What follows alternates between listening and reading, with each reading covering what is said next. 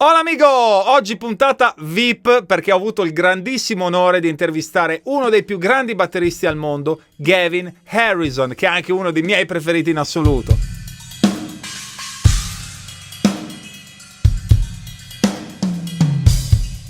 L'intervista è tutta sottotitolata in italiano e divisa in capitoletti tematici, quindi te la puoi vedere tutta con calma. Gavin è stato fantastico, mi ha raccontato un sacco di cose, il suo rapporto con l'Italia, con i musicisti, con gli artisti con i quali ha registrato. Mi ha raccontato la sua evoluzione come studente della batteria, gli insegnanti che ha avuto, i libri che ha studiato, come ha cominciato a esprimere questa sua creatività incredibile sullo strumento. Insomma, c'è tantissimo da imparare, non vado oltre e ti lascio a questi 40 minuti con il solo e unico Gavin Harrison.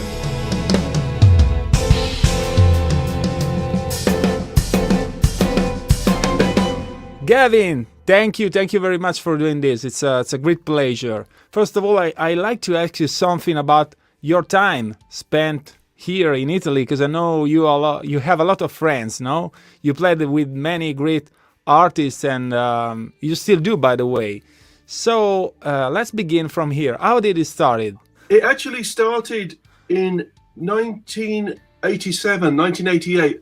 I made a record with Jacko Jack Jick, Danny Thompson, and Pandit Dinesh, and we had a band called Dysrhythmia. And in 1989, the producer of Alice, Francesco Messina, he contacted us through the record company and he said, I'd like to invite the band Dysrhythmia to come and tour with my artist Alice. And we said, wow, who's Alice? We didn't know anything about the Italian music scene. And we then discovered that her previous two records, she had done a record with some of the guys from Peter Gabriel's band, Tony Levin, Jerry Marotta, maybe Larry Fast, I don't know. And then the following record she made with the guys from the band Japan, with Richard Barbieri, Mick Kahn, and Steve Jansen. So this was a logical, we understood later that her producer was just picking kind of rhythm sections and bands that they liked to come and be her band. So in 1989, we came to Forlì. We met Alice and we rehearsed with her and we did a short tour. And then the following year, 1990, Francesco Messina had a conversation with Eugenio Fanardi. Fanardi said, I'm looking for a drummer. I want a really, a certain style, a powerful rock drummer. And Francesco said, I know, I've been working with this guy, Gavin. So I got a call from Eugenio Fanardi, and he invited me to come to Milan, a studio in Milan, which I believe it was the studio of Ipu. Yeah. And in fact, I met the guys from Ipu when I was there. It was a building called CDG. It was a studio building in Milan. I don't think it's there anymore. And it had two studios, Logic Studio and Morning Studio. Morning Studio was the one owned by the guys from Ipu. So I went and made the record with Fanardi in Morning Studio, and I met the engineer, Renato Cantale. Also on that record was Paolo Costa, the bass player, and Vittorio Cosma, the keyboard player. So I made a lot of good connections. I didn't know it at the time, but I was going to see these people a lot. And then Renato Cantale, he invited me to come and play, I think, on the record of Manoia, Fiorella Manoia. And then I did a record with Franco Battiato. And suddenly I was doing lots of recordings. I was coming to Milan, usually to one of those two studios. And Pino Panaxa was the engineer in the Logic studio. And then I made a good connection with him, and things started to happen. It was really by accident more than anything. And then finally I made, on the recording of Fiorella Manoia, after I'd gone home, a guitar player came to work on that record, and that was Paolo Giannolio. Yeah. And he invited me to come and work with Claudio Baglioni in '92 to make the first tour that I did with him. Gavin Harrison.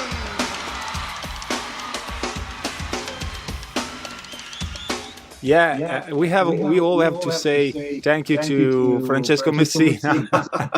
Yeah. You know, the way you played in our records is absolutely brilliant, kind of fresh air in our pop music. And many musicians in Italy still talk about that big tour with Claudio Baglioni, playing in duet with Elio Rivalli, one of the best drummers, by the way. What do you remember of that time? What do you think about the level of Italian musicians, producers, engineers? Yeah, actually, the tour with Elio was in '96. Yeah. That was the second tour I did with Claudio Baglioni. I mean, they're all great. There's no difference. People were always asking me, what's the difference between English musicians, Italian musicians, English studios, Italian studios, English producers, Italian producers? And the only difference was that the Italians love to eat a big lunch. Pranzo was always a big thing. In England, we don't really, you just have a sandwich off the snare drum and just... But no, every day we stopped 12:30, 1 o'clock, and we went to a restaurant and went and had a big lunch, something I'm not really used to. That was the only difference. Everything else was the same. The musicians I worked with were fantastic. The studios were excellent. The engineers, everything was fantastic. It was an amazing time for me because I didn't know so much about Italian music or Italian musicians. And something I realized was, because I was still trying to learn and understand Italian language, really you can understand so much about someone's personality when they play. So like when I met Danilo Rea, the pianist, before I even spoke to him, I knew that I was going to like this guy because I liked the way he played and he had a sense of humor and he was great. And Elio, you can tell he's a nice guy by the way he plays the drums. You know what I mean? You can feel his character.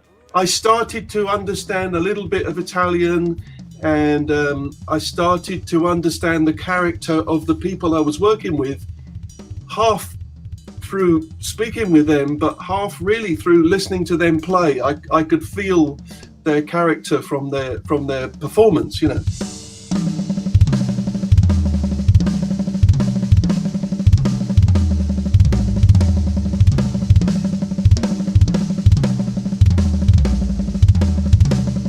Let's go back to your beginnings as a drummer, as a student. And in terms of studying and learning, what has been your evolution throughout the years? Did you have a teacher when you were young? Did you practice on particular books? Do you have some advice about this? Yeah, I mean, I started off, my dad was a trumpet player and he played a little bit of drums. I tried to play the trumpet, but it's too hard. And so I started to play the drums and I got really interested. I played with records, I just listened to the records and I tried to stay in time with the records. I tried to play, the way the drummer played on the record. So it was a listening skill. It was a learning skill by doing it, and many times I played with my dad in a jazz quartet or in a pub. And then when I got to about 10 or 11, he got me a teacher. His name was Joe Hodson. And Joe was very, very old school. He taught me to read and to write, but he had a sort of a modern attitude. He wanted me to play match grip. And he wanted me actually to play left-hand lead, which I couldn't really do. But he said, no, this is for the old generation. This grip is from marching. You don't need this on the drum set. So when I was, 10, 11, he taught me sort of German style, wrist playing rather than finger playing. And he taught me to read. So I had lessons with Joe. What did we study? Louis Belson book, the reading books. Yeah. Joe used to write a lot of things for me. Somewhere I've still got lots of paper of Joe's writing. And it wasn't until I was 18 that I met a guy who had been at the Berklee School of Music. His name was Dave Cutler. And Dave Cutler came back to England, and I went to study with him. I would love to have gone to Berklee, but, I didn't have the money. I wasn't from a rich family. I couldn't have afforded to go to the Berklee School of Music. I studied with Dave Cutler. He'd been in Berklee School of Music for 3 years, and he really opened my mind. We studied the systems that you can play with Ted Reed syncopation, and he showed me the Fred Albright Contemporary Studies for Snare Drum book, as well as Charlie Wilcoxon book. I never really had much kind of snare drum technique. I wasn't a guy, I never did marching band or any of that kind of thing. So, I'm not really much of a marching snare drum kind of guy. But the lessons with Dave Cutler really opened up my ideas for the rest of my life. I was very lucky to have 2, 3, 4 lessons with Dave. He showed me concepts. He didn't just show me, okay, this is what's written, you play what's written. Dave would give me, rules and instructions of ways to interpret the written notes. And that was what changed my life, because when you work on a concept, you're going into areas that are not written on the page. You're going into a more creative place. And that began really my thing with polyrhythms and my odd groupings, and trying to be more creative on the drums than just playing, square drums, 4 bars, rhythm, little fill, that kind of thinking. So he opened up my mind to a whole new world of drumming.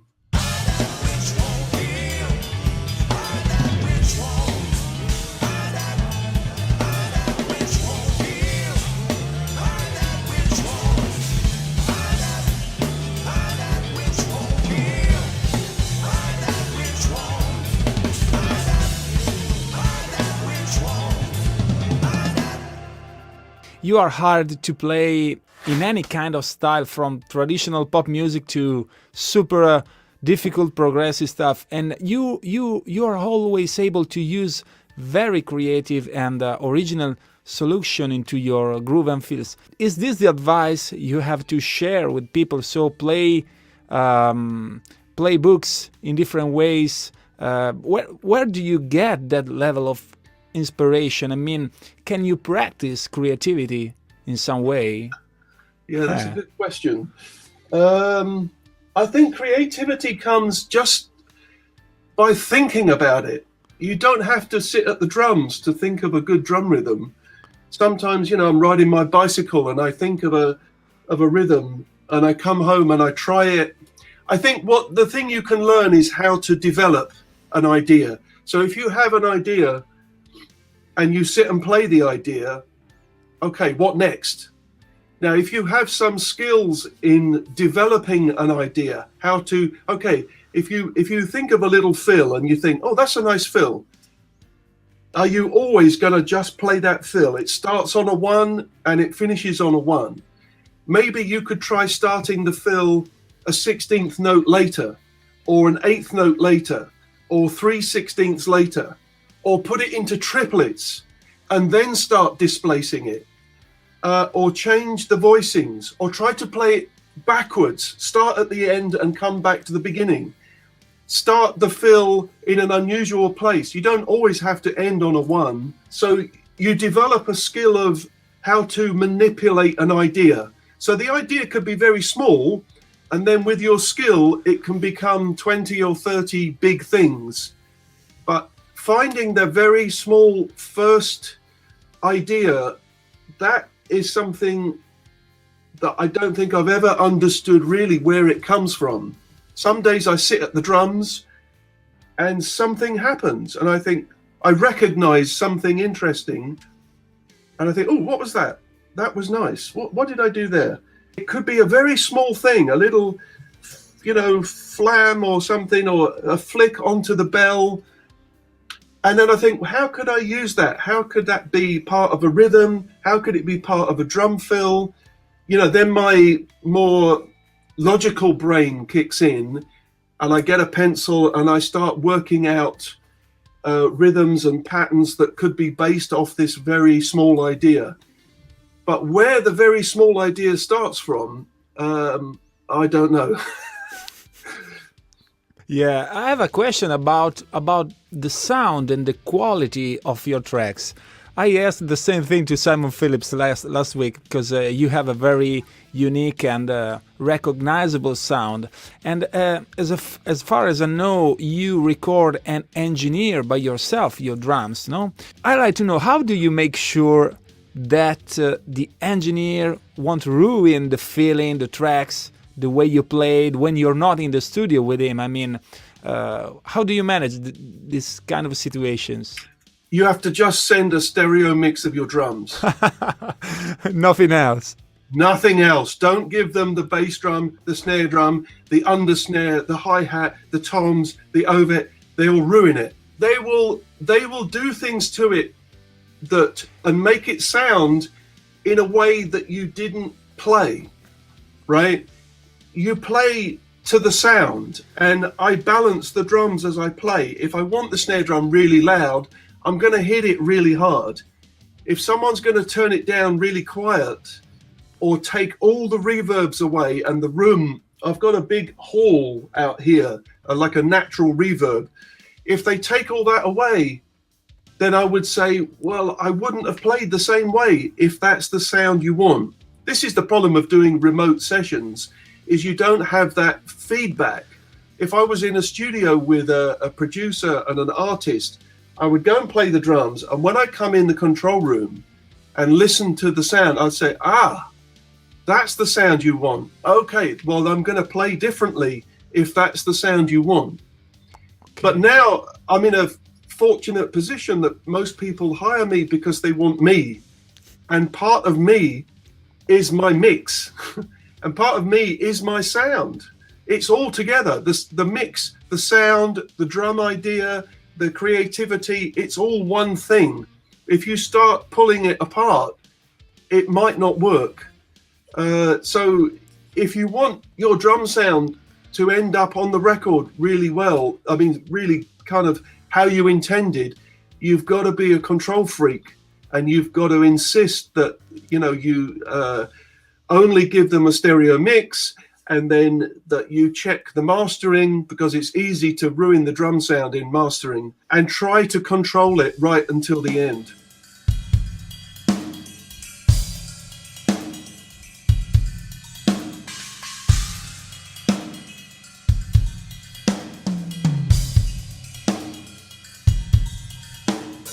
When, they might send you a demo and it's got a guitar and a bass and a keyboard, and none of those things are going to be on the final record. They're going to remake all those things. So you do the session playing to the guitar, the bass, and the keyboard.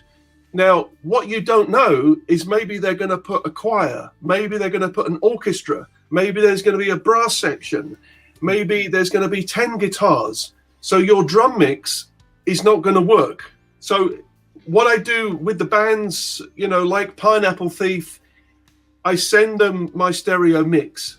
Then a few weeks later, they send me back the mix with my drum mix inside. And I say, okay, now I understand many things. There's many other things. There's backing vocals. There's other keyboards, which I didn't hear. Now I'm going to do drum mix number 2. Then I might do drum mix number 3. Sometimes I've done 20 drum mixes, separate drum mixes, and sent them to Bruce, who mixes the whole thing. And it's an ongoing process, because sometimes you don't know how loud the bass drum should be, because you don't know how loud the bass guitar is going to be, or the tone of the bass, or if it's bass synthesizer. So you don't know if the bass drum's going to sit in the mix well without being there at the mix yourself. So doing this remotely is kind of hard. It depends who you're working with, really. So the last album with Pineapple Thief was done with this system, a stereo track.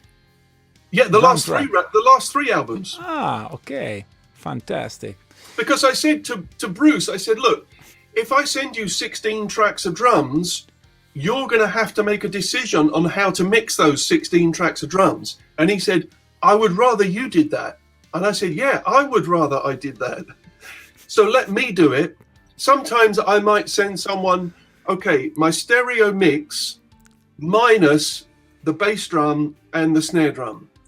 And then I will send them the bass drum and snare drum, but still with all the EQ, the compression, the reverb.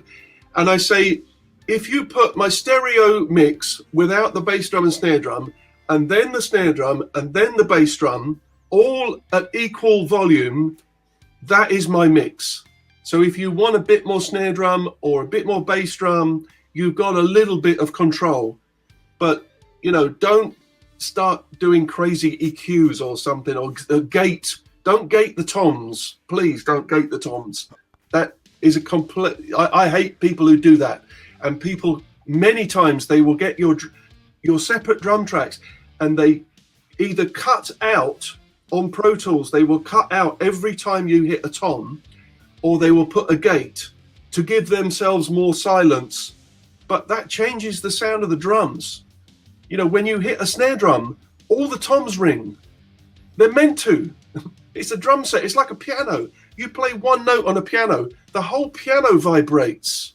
So if you took a grand piano and you put a blanket across all the strings on the right and all the strings on the left, and you left one note exposed in the middle, it would sound like shit. That's not the sound of a piano. The sound of drums are meant to ring. That's the sound of a drum set.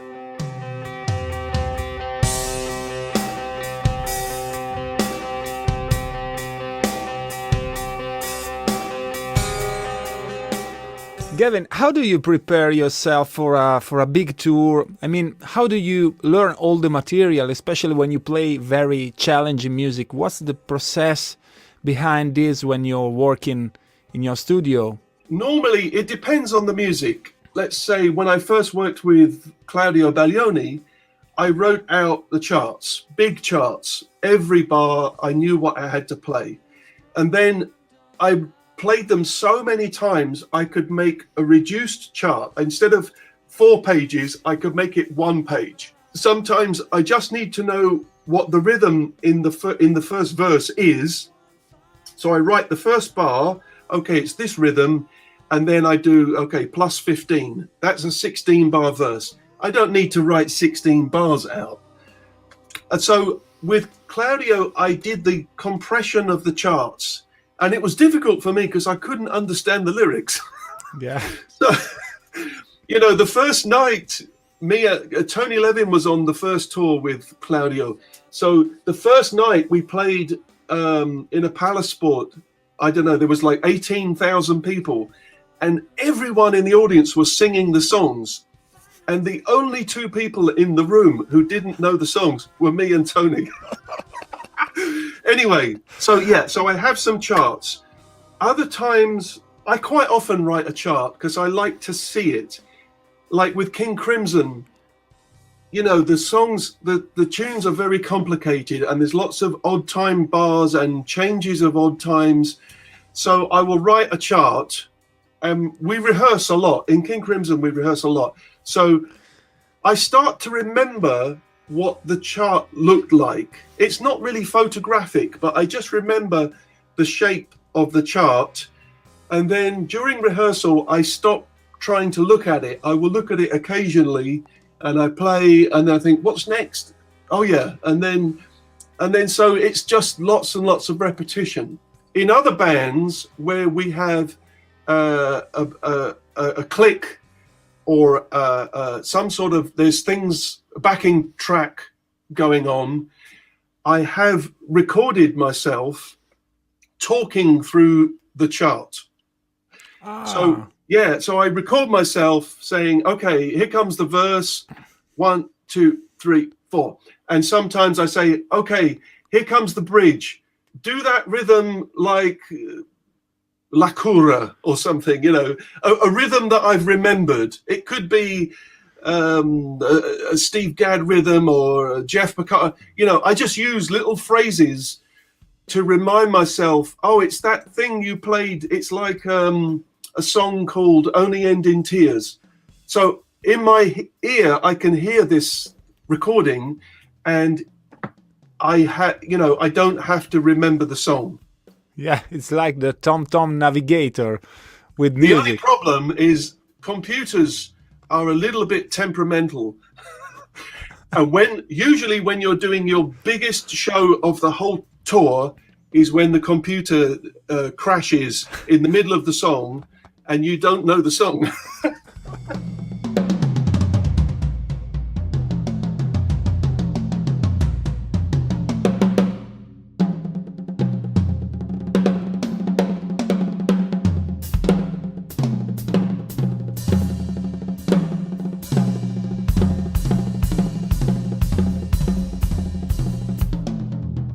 Yeah, Gavin, you have this very strong concept of time and how to manipulate it.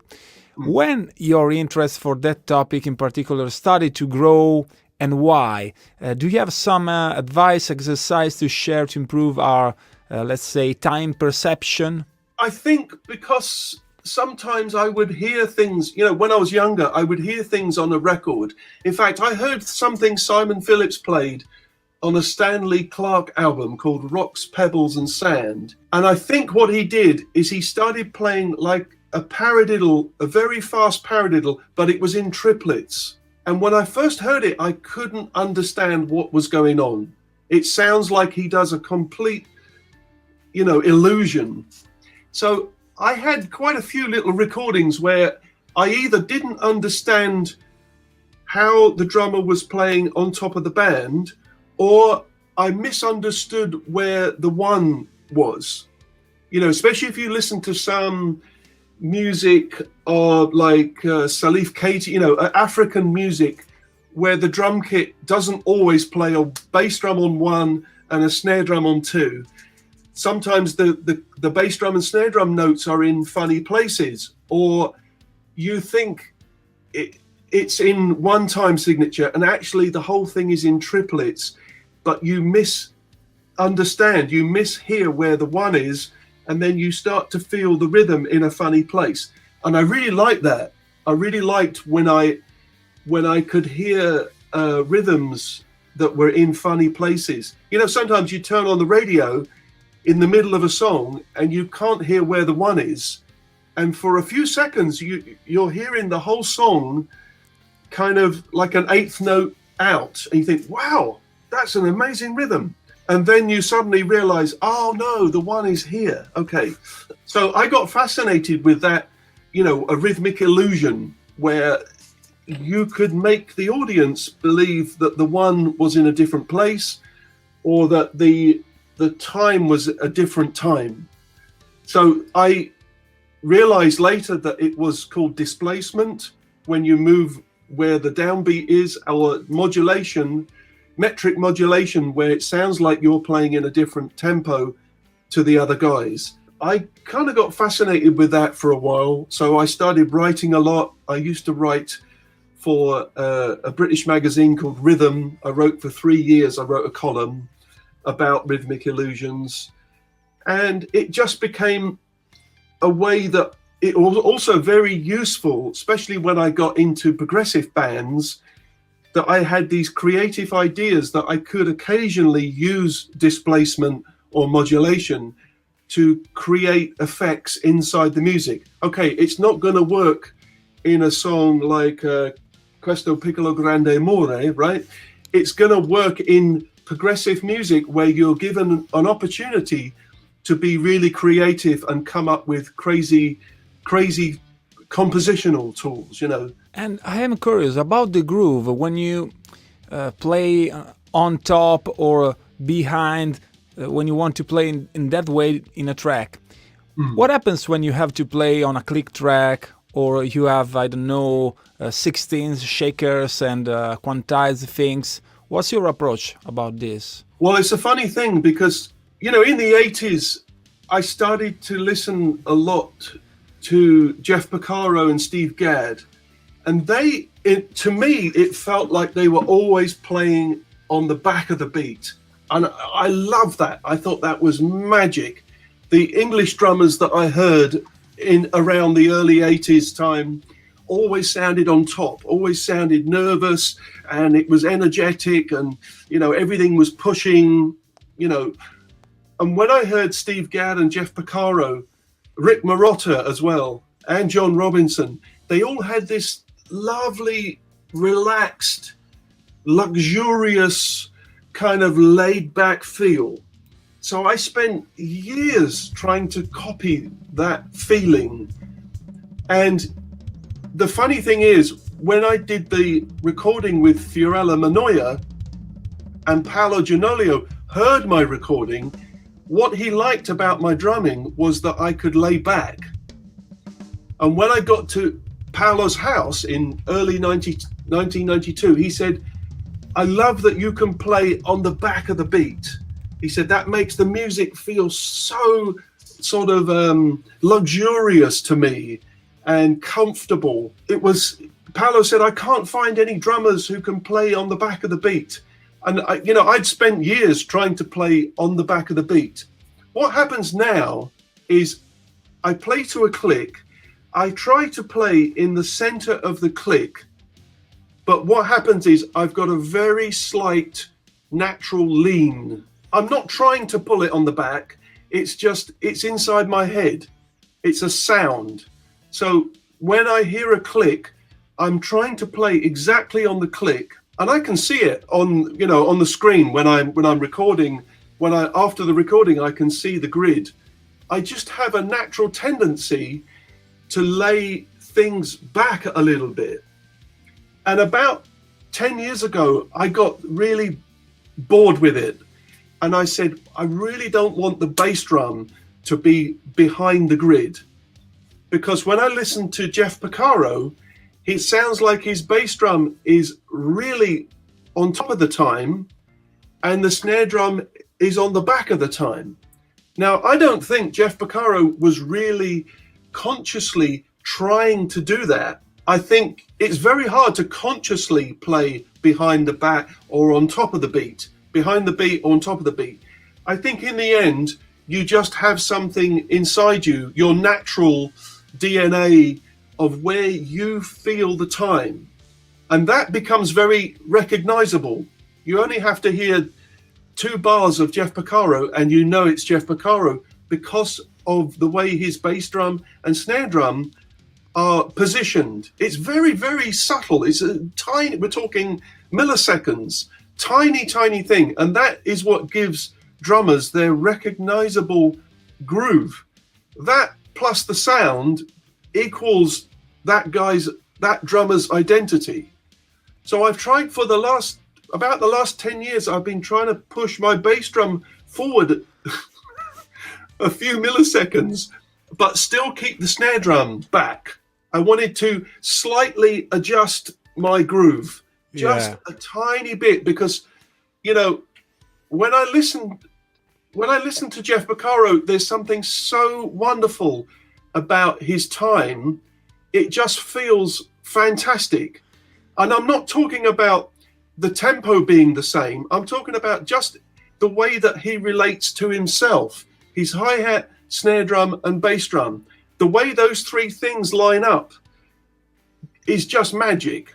And so, it's not the groove that I started with in 1979, for sure. And I don't play the same groove that I played in 1992 when I started with Baglioni.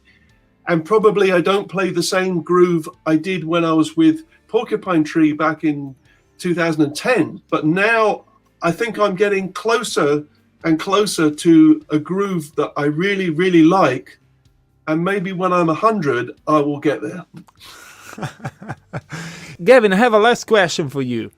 I ask this to all my guests. Let's say tomorrow you're going to record the best-selling album ever. with top producers in the world, unlimited budget, but you can use only one snare drum for all the tracks.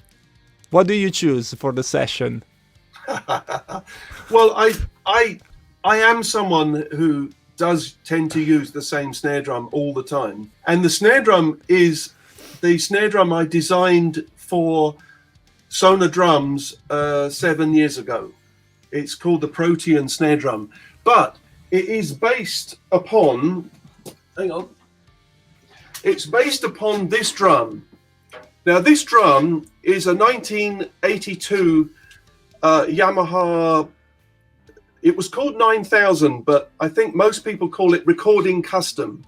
It has the rounded edges, so you don't see the wood, right? It's not cut. They're rounded edges like Gretsch. And this one is the only one in the world. This is 14 by 5, and I've never seen another one. And I've searched the internet. I spoke with Yamaha. They said, we never made one. I said, no, you made one. And I used this probably every recording you've ever heard of me up until 2013. This was the snare drum on every session. It just sounded better than all the others. Is this birch? Yeah, birch. It's the same as I bought it in 1982 with my black Yamaha kit. I was trying to be Steve Gadd. And I got it home and I put the Evans hydraulic heads on and it sounded horrible. That's when I realized, it must be Steve Gadd that sounds good. And it's just a little bit less than 5 inches. Now they've made lots of 5.5 inches, but only one that is actually 5 inches, and it's this one. I wasn't a Yamaha endorser. It was just a piece of luck. So anyway, in 2013, when Sonar invited me to make a signature snare drum, it is sort of a copy of this, but it's kind of better because, the snare mechanism on these old Yamahas are pretty horrible. And this is old technology. This is from the 70s, really. And the Sonar hardware and the Sonar throw off and everything is so much nicer.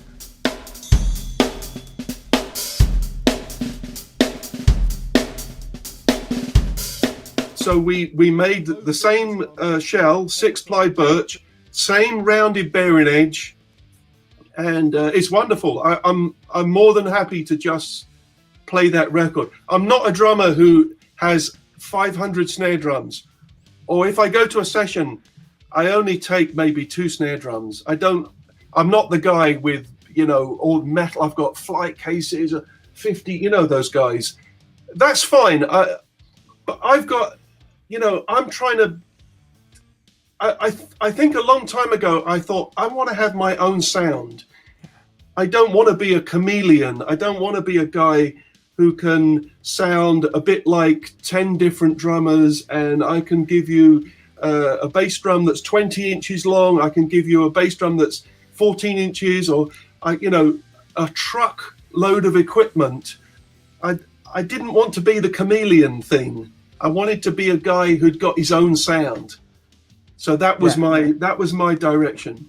In fact, it's difficult to hear a recording with you. No, it's impossible to hear a recording with you playing, a big fat snare, just like many people is doing right now with old-fashioned sound, with that kind of old-fashioned sound. You have a very distinct sound, and probably they want Gavin Harrison for that reason. And that's why I want to do it.